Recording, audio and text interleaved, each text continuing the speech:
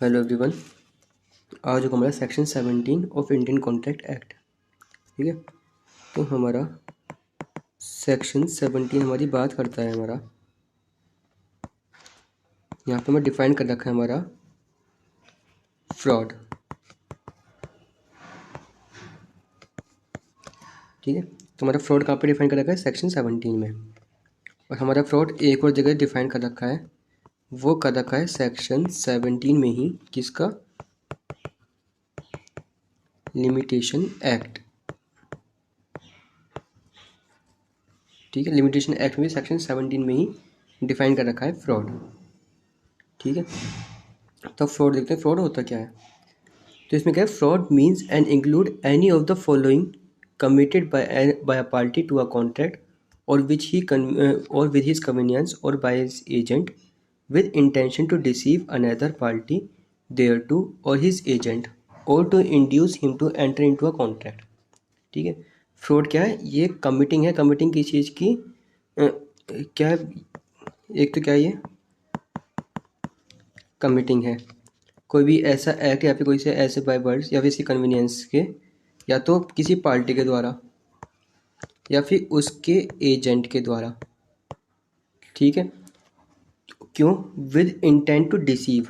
क्या होती है उसमें? इंटेंट होती है, इंटेंट टू डिसीव।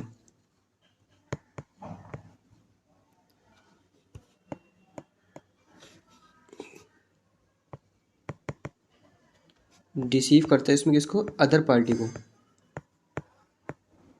या फिर उसके एजेंट को डिसीव करते हैं, ठीक है। ताकि उसको हम इंड्यूस करते, ताकि हम इस पार्टी को इंड्यूस कर सकें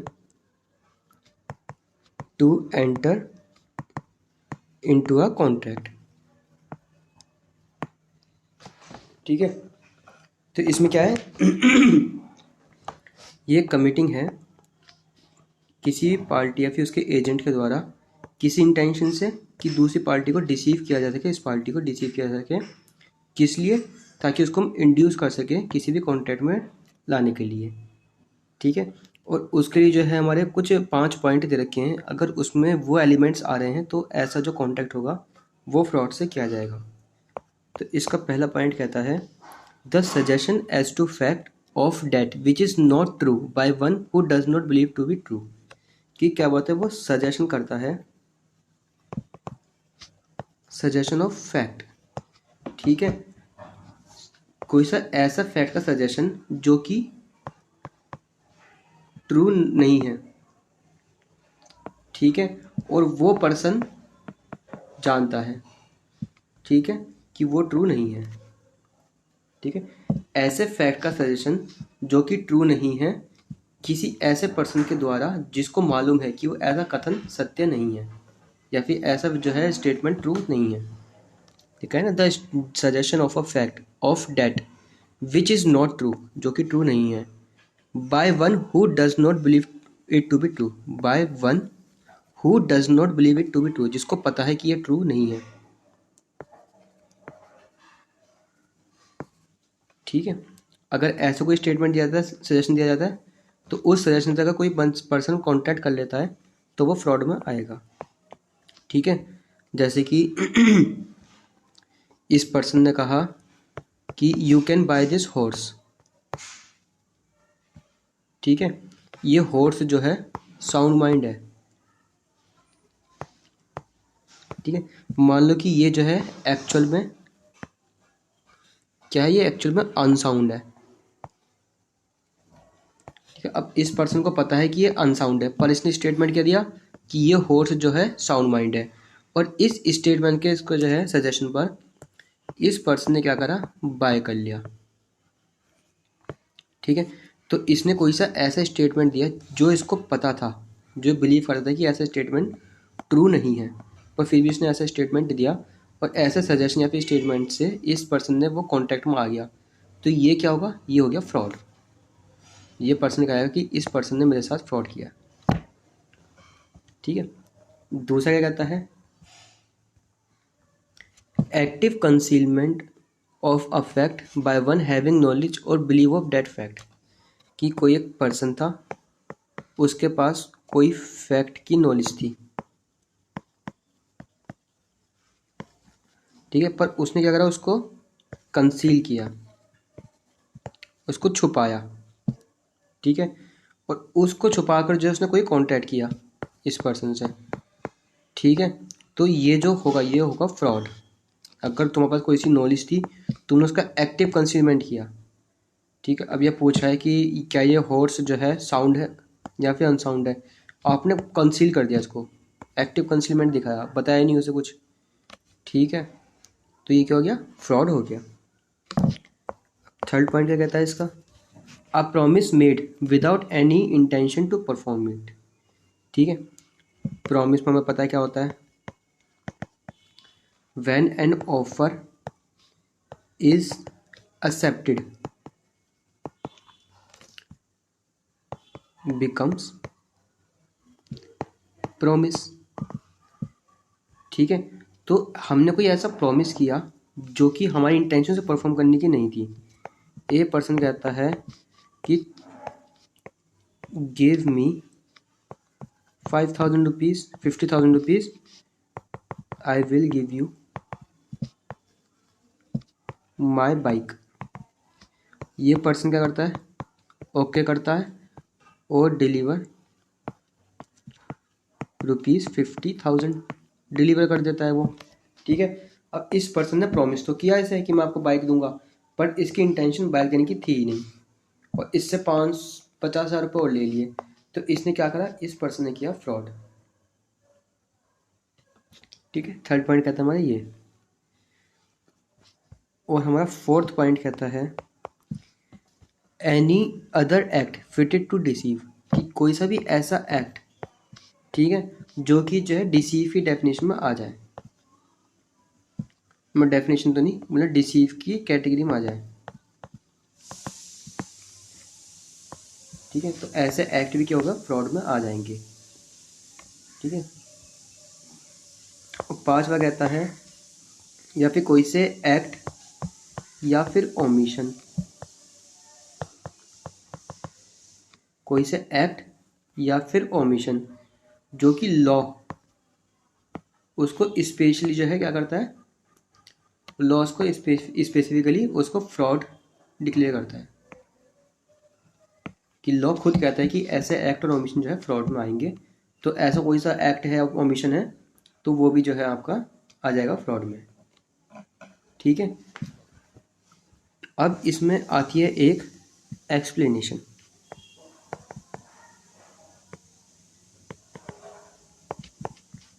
एक्सप्लेनेशन क्या कहता है,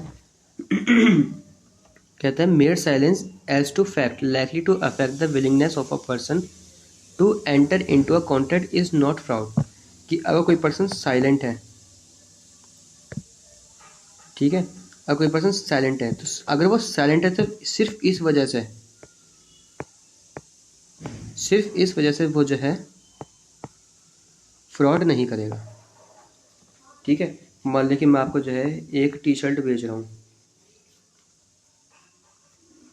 ठीक है, उसमें कुछ डिफेक्ट है, ठीक है, तो मैं आपको बेच रहा हूँ, I am selling you this T shirt, okay, but मैं इसकी डिफॉर्मिटीज़ को लेकर साइलेंट हूँ, ठीक है।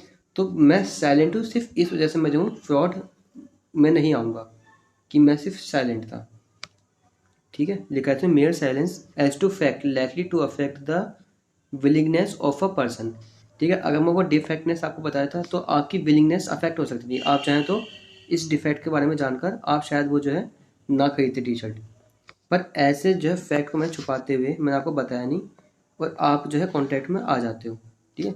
तो मेरी साइलेंस से जो है ये फ्रॉड नहीं माना जाएगा, ठीक है, unless the circumstances of the case are such that regard being had to them it is the duty of person keeping silence to speak, or unless his silence is in itself equivalent to speech, ठीक है।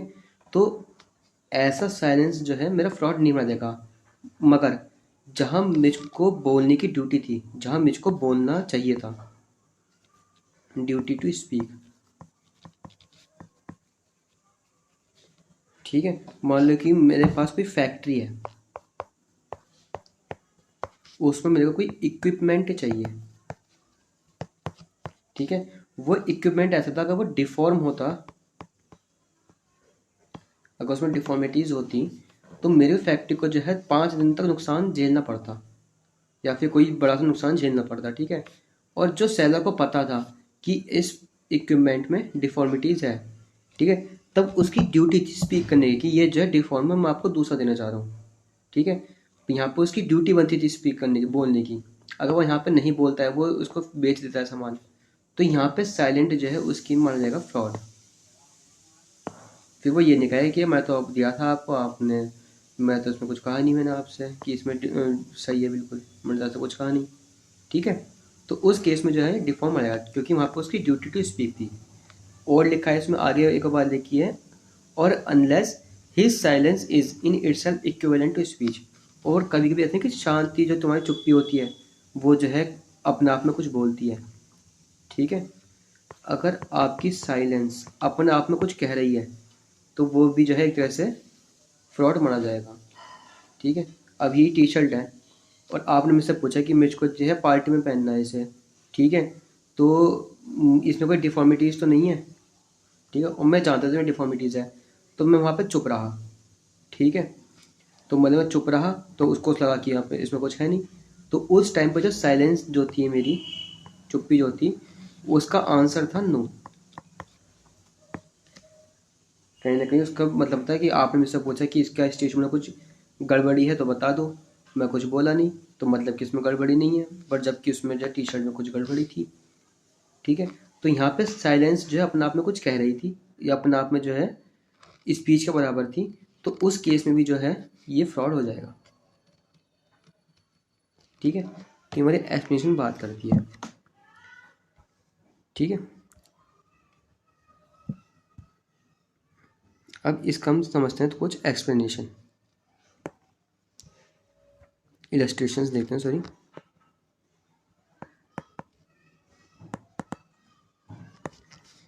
Illustration क्या कहता है, पहला illustration कहता है क्या, A sells by auction to B a horse which A knew to be unsound mind। एक पर्सन हो गया A, एक पर्सन हो गया B,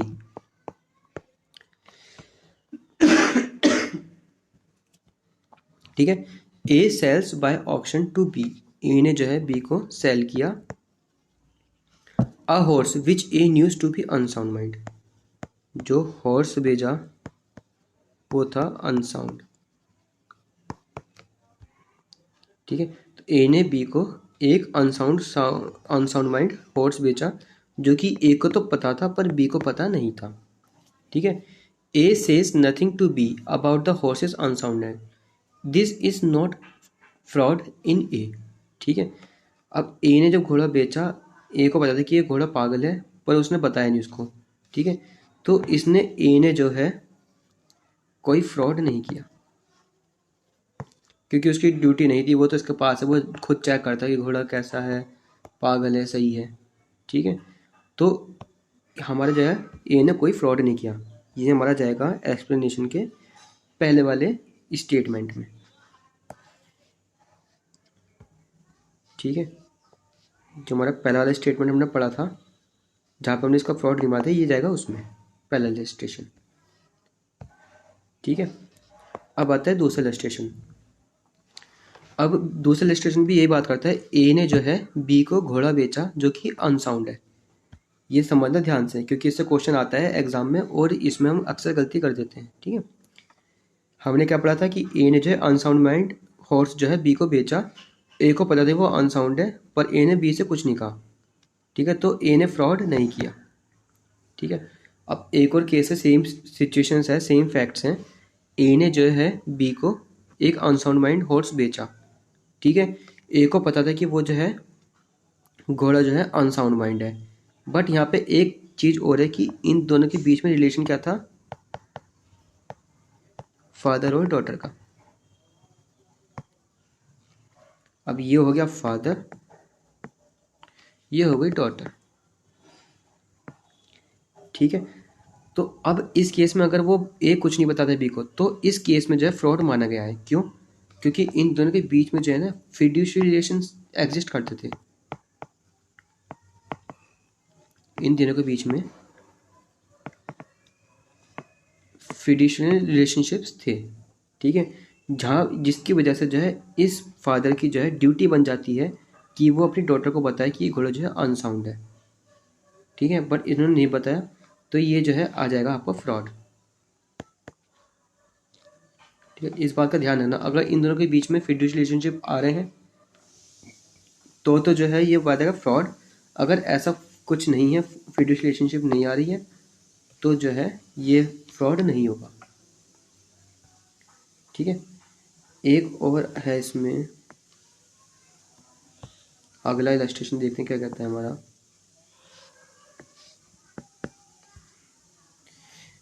A and B being traders enter upon a contract, ठीक है। एक पर्सन हो गया हमारा ए, दूसरा पर्सन हो गया हमारा बी, दोनों कौन है, ट्रेडर्स हैं, ठीक है।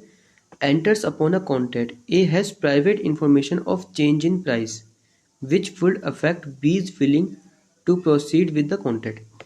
ए के पास क्या था, इस पर्सन के पास क्या था, कुछ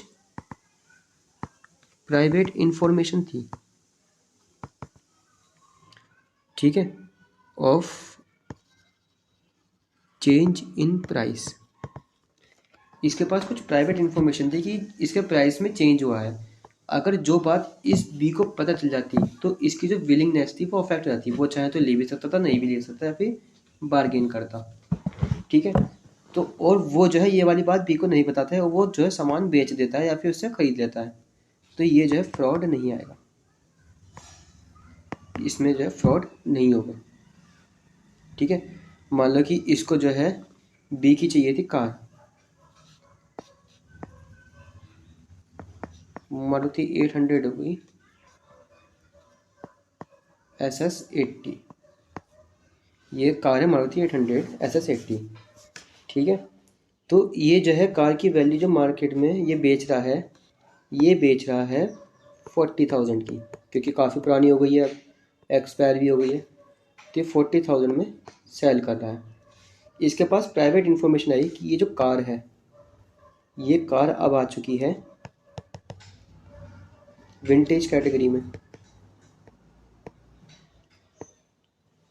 ये कार अब विंटेज कैटेगरी में, तो इसकी वैल्यू जो है 40,000 से बढ़कर ये पहुंच गई है करीब 2 लाख,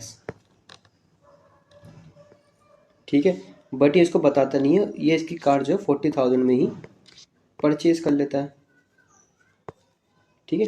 तो इसने भी कोई फ्रॉड नहीं किया, ठीक है, ये हमारा रजिस्ट्रेशन बताता है।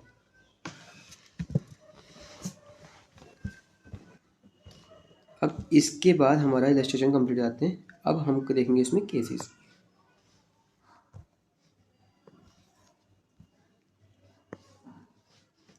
अब आएंगे हमारे केसेस। तो सबसे पहला वेरी मोस्ट इंपॉर्टेंट केस लिख लेना आप, dairy versus peak 1889 14 AC 337, dairy versus peak 1889 का केस है, ठीक है। इसके साथ आप एक बात लिख लेना, case related to fraud and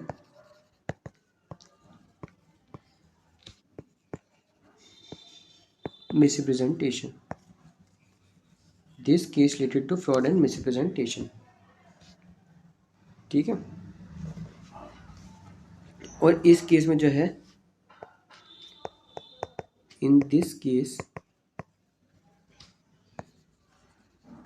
fraud was defined, पूछेंगे आपसे कि किस केस में जो है कि फ्रॉड डिफाइन किया गया था, वो इस केस में डिफाइन किया गया था, ठीक है।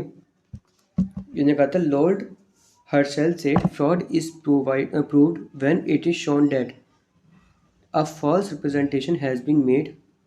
क्या कहा था इसने, इसके जज ने क्या कहा था कि फ्रॉड तब माना जाएगा जब वो प्रूफ करे कि जो है, जब शोन करेगा कि फॉल्स रिप्रेजेंटेशन जो है किया गया है रिगार्डिंग किसके, एक तो knowingly,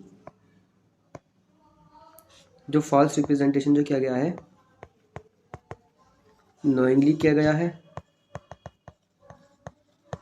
without belief in its truth किया गया है, ठीक है। और तीसरा बताया था उन्होंने, रेकलेस, केयरलेस, ठीक है, रेकलेसली और केयरलेसली वो किया गया है विदाउट नोइंग कि वो ट्रू है या फिर फॉल्स है, ठीक है। चाहे वो ट्रू हो फॉल्स हो, रेकलेसली और केयरलेसली किया गया है, तो ऐसे में जो है वो माना जाएगा फ्रॉड, ठीक है। ये हमें ज़्यादा कुछ पढ़ना नहीं है, सिंपल सी बात है कि फ्रॉड कहाँ कौन से केस में डिफाइन किया गया था, डेरिवेटिव स्पीक में, और कौन से सेक्शन में डिफाइन कर रखा है इंडियन कॉन्ट्रैक्ट एक्ट में 17 में, ठीक है। ये है, इसके फैक्ट बताता हूँ मैं ऊपर ऊपर से कि इसमें जो एक कंपनीज प्रोस्पेक्टस था, ठीक है, एक मिनट,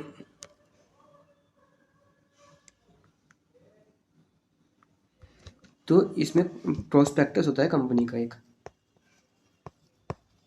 जो कि कंपनी के बारे में सब चीज़ बताता है कि कंपनी क्या है, कहाँ से है, क्या वर्क करती है, क्या फंक्शन है इसके, ठीक है। तो उसमें बता रखा था कि जो कंपनी जो है एक special act of parliament,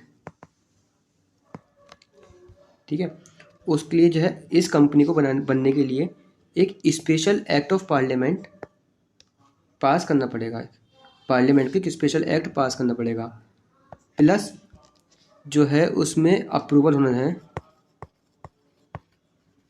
approval होगा, अप्रूवल ऑफ बोर्ड, जो कंपनी का बोर्ड है उसका अप्रूवल भी होगा, तब जो है वो ऐसे फंक्शन या फिर कर पाएगी, वो कंपनी बन पाएगी वो, ठीक है। तो क्या होता है तो पार्लियामेंट जो है ना ऐसा स्पेशल एक्ट पास कर देती है, ठीक है। तो कंपनी क्या करती है, कंपनी जो है वो शेयर्स निकाल देती है अपने, ठीक है।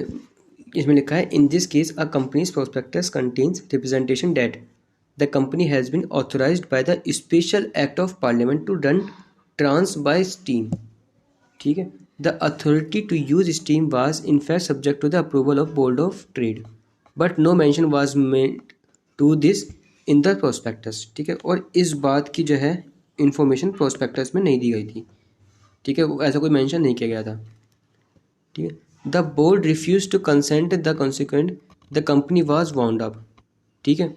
तो बोर्ड ने क्या कहा, बोर्ड ने जो है कंसेंट देने से मना कर दिया, बाद में एक्ट तो पास हो गया हमारा, बाद में बोर्ड ने अप्रूवल देने से मना कर दिया, जिसकी वजह से जो है कंपनी जो है वाउंड ऑफ हो गई, मतलब कंपनी बंद हो गई।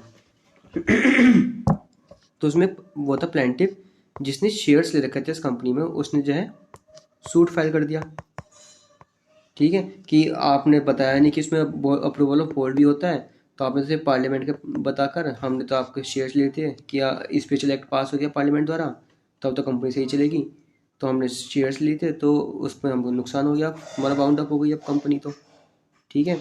और तुमने हमको बताया नहीं कि इसमें अप्रूवल ऑफ बोर्ड भी होता है, ठीक है। तो इसमें कोर्ट ने जो है इस केस में कोर्ट ने इसका फ्रॉड कंसिडर नहीं किया गया था। कोर्ट ने कहा कि कंपनी को गुड फेथ में लगता था कि अगर एक बार पार्लियामेंट जो स्पेशल एक्ट पास कर दे इसके लिए, तो बोर्ड ऑफ अप्रूवल बोर्ड की अप्रूवल जो है कंक्लूडेड है कि एक बार ये पास हो गया तो ये मिल ही जाएगी है। तो उस गुड फेथ में जो है कंपनी ने जो है अपने शेयर्स वगैरह निकाल दिए थे, तो उसमें उसकी इंटेंशन गुड थी, उससे गुड इंटेंशन थी, तो इसलिए जो है इसमें फ्रॉड नहीं माना गया था, ठीक है। ये इस केस के फैक्ट थे, बाकी मैं आपको एक केस भेज दूंगा आपको मैं, आप एक बार पढ़ लेना, ठीक है। उसके बाद देखते हैं हम नेक्स्ट केस। नेक्स्ट केस क्या कहते हैं, नेक्स्ट केस आता है हमारा Ward versus Hobbs, Ward versus Hobbs 1878, ठीक है। ये केस में हम लिखेंगे एक बार, case related to active concealment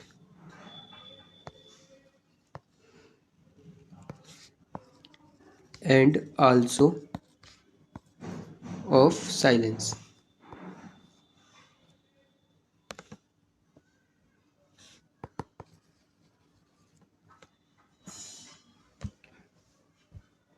ठीक है, तो इसमें क्या था, इसमें दो पर्सन थे, दो पार्टी थी, एक पार्टी हुई हमारी ए और दूसरी पार्टी हुई हमारी बी। इसके पास बहुत सारे पिक्स थे। ठीक है, ये क्या थे, बहुत सारे इसके पास पिक्स थे। इसने जो है बी को बेच दिए। ठीक है, जब ये सारे पिक्स बी के पास पहुंच गए तो क्या हुआ, इसमें से सारे पिक्स मर गए एक काद को छोड़कर। ठीक है, इन सबको पिक्स को टाइफाइड था तो ये सारे पिक्स मर गए, एक आध को छोड़ गए, एक बच गया उसमें, बाकी सारे पिक्स मर गए। और इसने इसको पेमेंट कर चुका था ये इसको। तो इसने एलिगेशन लगाए कि मेरे साथ फ्रॉड हुआ है। ठीक है, इसने मेरे को जो है डिसीज्ड वो दे दी, मेरे को इल पिक्स दे दिए कि ए ने जो है मेरे को जो है बीमार पिग्स दे दिए हैं जिनकी वजह से वो सब मर गए, मेरे को तो नुकसान हो गया, बताया भी नहीं इसने मेरे को। ये जब पिग बीमार थे और मेरे को नुकसान हो गया है, इसने मेरे साथ फ्रॉड किया है। ठीक है, तो इस केस में जो है ए ने जो है कोई भी फ्रॉड नहीं किया है। क्यों? क्योंकि ए ने जो है बी को प्रिवेंट नहीं किया था कि वो इसको चेक करे। बी के पास पूरी पूरी अपॉर्चुनिटी थी, वो जो है पिग को चेक करे कि वो बीमार तो नहीं है या फिर कुछ खराबी तो नहीं है, फिर कोई पागल वागल तो नहीं है। तो ए ने बी को पूरी पूरी अपॉर्चुनिटी दी थी, बट बी ने जो है अपॉर्चुनिटी को जो है नहीं गेन किया और बी ने जो है क्या कहते हैं उसे, नेग्लिजेंस में वो खरीद लिए। तो इसलिए फ्रॉड कंसिडर नहीं किया गया था इसमें और बी को कुछ नहीं मिला था। ठीक है, ये हमारे दो केसेस में बहुत इंपॉर्टेंट है सेक्शन 17 में। और इसमें अब आएंगे कुछ एक्सेप्शंस। हेडिंग लिखेंगे इसमें, व्हेन साइलेंस इज फ्रॉड।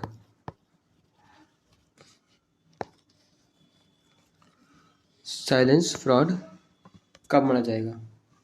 ठीक है, तो आए लिखेंगे इसमें हम, साइलेंस में become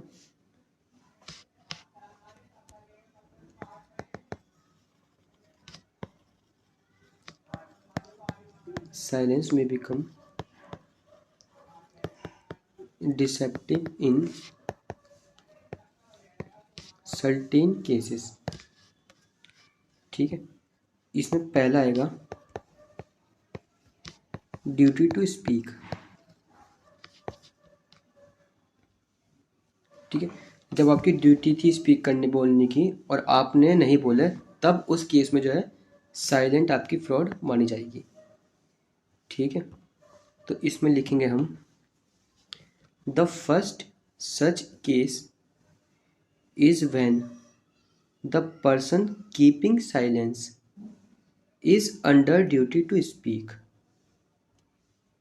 Duty to speak arises when one contracting party reposes trust and confidence in the other।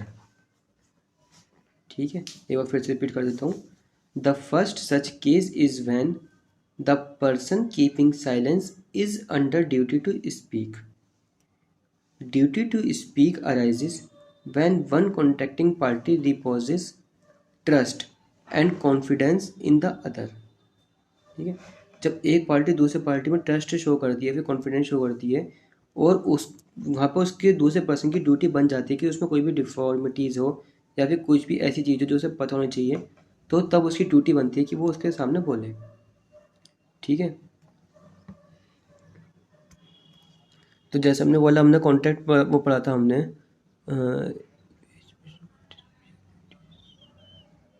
जब हमने एक उसमें इलस्ट्रेशन पढ़ा था हमने कि ए फादर था और बी उसकी डॉटर थी, ठीक है। तो उनके बीच में रिलेशन ऐसे थे कि वो जो है एक्टिव कॉन्फिडेंस में थी, ठीक है, और इसमें ट्रस्ट था इन दोनों के बीच में।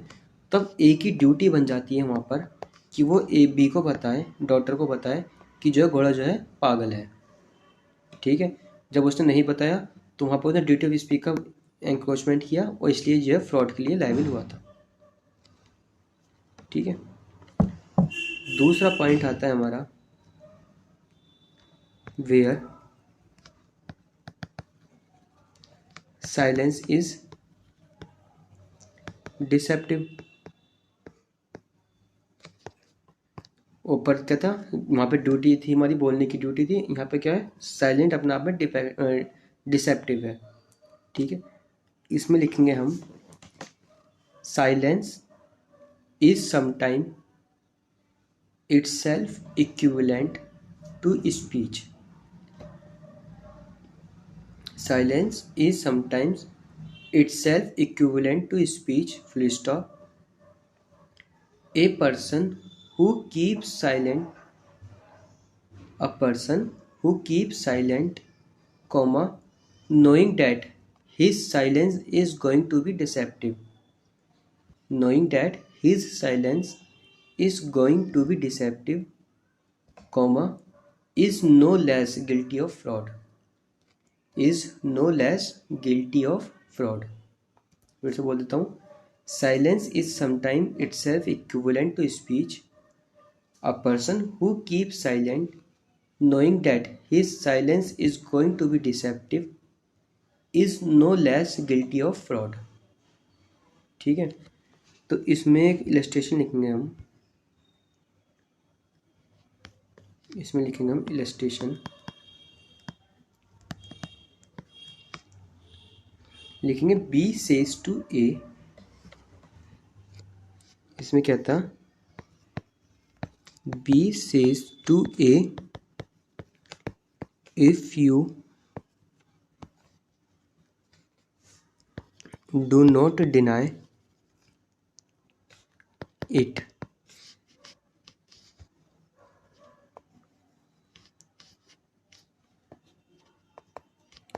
I shall assume that the horse is sound। क्या कहा, अगर तुम डिनाई नहीं करोगे तो मैं एज्यूम कर लूँगा, मान लूँगा कि घोड़ा जो है साउंड है, ठीक है। Full stop. A says nothing, A ने कुछ नहीं कहा। Here as silence, as silence is equivalent to speech, ठीक है। अब इस केस में क्या है, ये जो इसकी चुप्पी थी, ए सेज नथिंग, ये अपने आप में क्या था, वर्ड थे अपने आप में। मतलब क्या हुआ इसका, ये ने कुछ नहीं कहा, मतलब कि घोड़ा साउंड है, ठीक है। तो यहाँ पे क्या हुआ, साइलेंस जो है स्पीच के बराबर है। तो यहाँ पे ए ने कहा फ्रॉड, अगर वो घोड़ा अनसाउंड निकलता है तो, ठीक है, ये आता है। उसके बाद हमारे पास थर्ड पॉइंट आता है हमारा,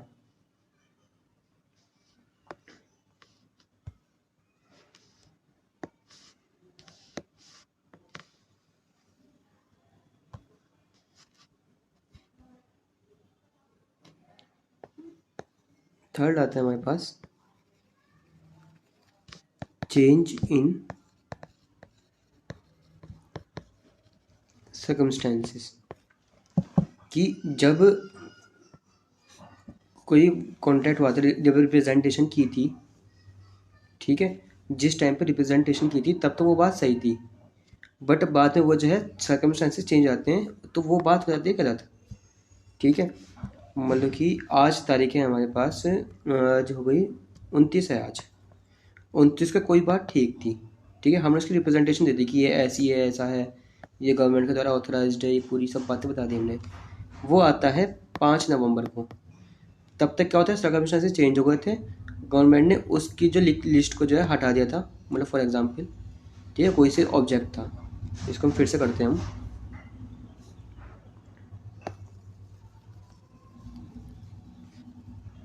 ठीक है, ये कोई ऑब्जेक्ट था जो कि गवर्नमेंट द्वारा ऑथराइज था।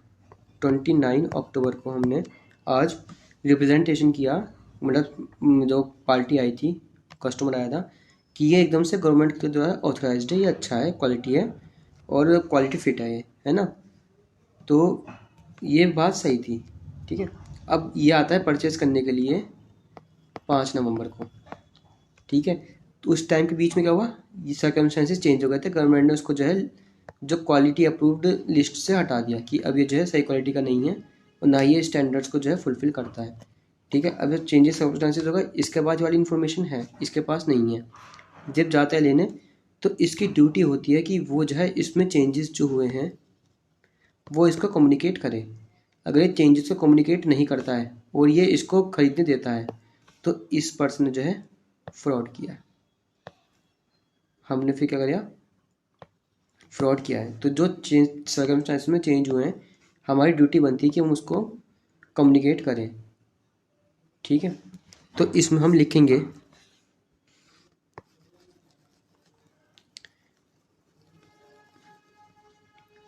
Sometimes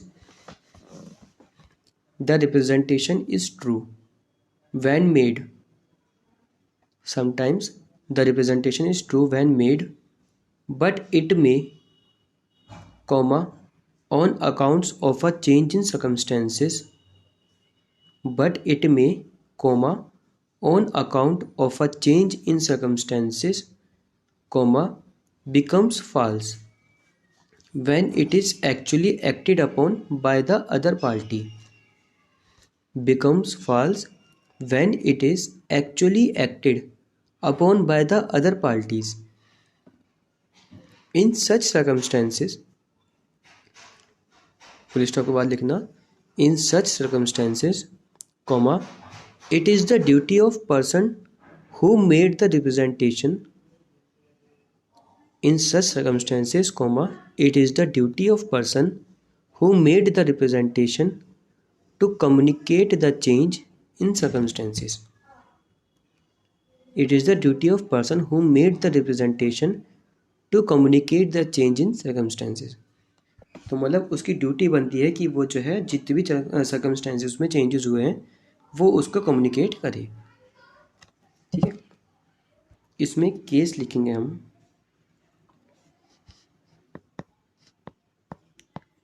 T.S.. Rajagopala Iyer versus South Indian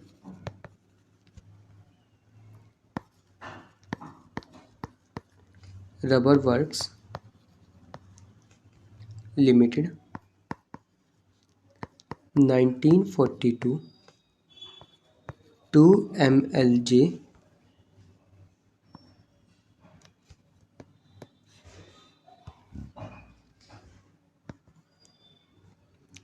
228।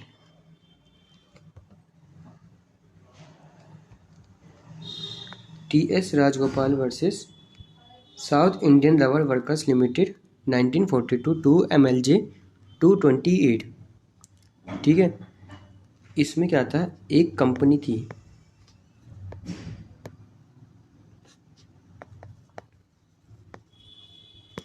ठीक है, उसके प्रोस्पेक्टस में बता रखा था कि ये कुछ सर्टेन पर्सन्स हैं जो कि इसके डायरेक्टर्स हैं। ठीक है, और ये बात जो थी ये क्या है, डायरेक्टर्स हैं, तो ये वाली बात सही थी।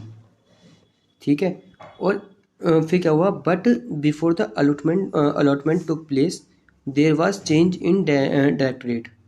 ठीक है, तो जब ये कंपनी बनी तो ये जो थे पर्सन ये डायरेक्टर थे, जब शेयर्स अलॉट होने थे उससे पहले क्या हुआ, इसमें से कुछ डायरेक्टर जो है रिटायर हो गए, वो रिटायर नहीं रहे, अब डायरेक्टर रहे ये। ठीक है, तो ये जो चेंजेस हुए थे कंपनी ने ये कम्युनिकेट नहीं किए थे और कुछ लोगों ने, ये कुछ लोग थे इन्होंने क्या करा, शेयर्स परचेज कर लिए। ये सोच के कि ये चारों के चारों ही डायरेक्टर हैं। ठीक है, तो यहाँ पे कंपनी की ड्यूटी थी कि जो चेंजेस हुए हैं ये जो है शेयर होल्डर्स को, जो भी पब्लिक को बताने चाहिए कि डायरेक्टरेट में चेंज हुए हैं। क्या पता ये बहुत इफेक्टिव थे, ये बिल्कुल बेकार थे, जिनके सिंह को शेयर्स के ख़राब हो जाएंगे। तो इन्होंने क्या हुआ, ये जो इन्होंने शेयर्स परचेज किए हैं, तो इस केस में जो है कंपनी को जो है फ्रॉड में जो है लायबिल ठहराया था। ठीक है, यहाँ क्योंकि यहाँ पे कंपनी की ड्यूटी थी कि वो जितने भी चेंजेस हुए हैं उसको कम्युनिकेट करें पब्लिक को, ताकि उसके अकॉर्डिंगली वो जो है शेयर्स को परचेज करना है नहीं करना है वो डिसाइड कर सके। ठीक है, अब इसमें लास्ट पॉइंट और लिखेंगे इसमें हम फोर्थ। ये हमारा केस की तो हमारी बात खत्म हो गई, यहीं पे ही है, मैं केसेस आपको भेज दूंगा सारे, है ना। अब फोर्थ पॉइंट आता है हमारा हाल्फ ट्रूथ। हाफ ट्रूथ में वही वाली बात है कि अधूरा सत्य, ठीक है, अधूरा सच झूठ से कहीं ज़्यादा खतरनाक होता है ना। तो इसमें लिखेंगे इवन व्हेन अ पर्सन, इसमें लिखेंगे आप even when a person is under no duty to disclose a fact, even when a person is under no duty to disclose a fact, comma, he may become a guilty of fraud. He may become a guilty of fraud by not disclosure. By not disclosure, if he voluntarily, if he voluntarily discloses something and then stop half the way.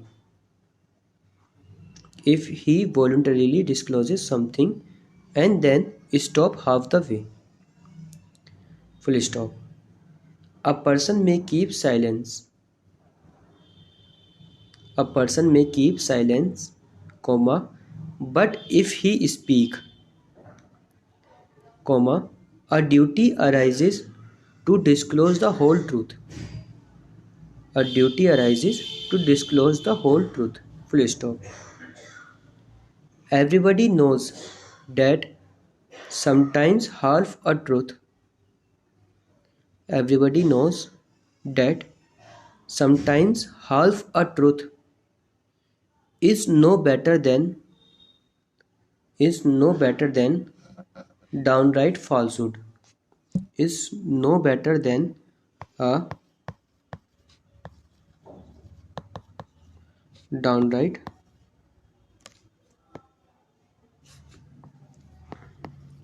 falsehood. मैं फिर से repeat कर देता हूँ। Even when a person is under no duty to disclose a fact, he may be become a guilty of fraud by not disclosure if he voluntarily discloses something and then stop half the way.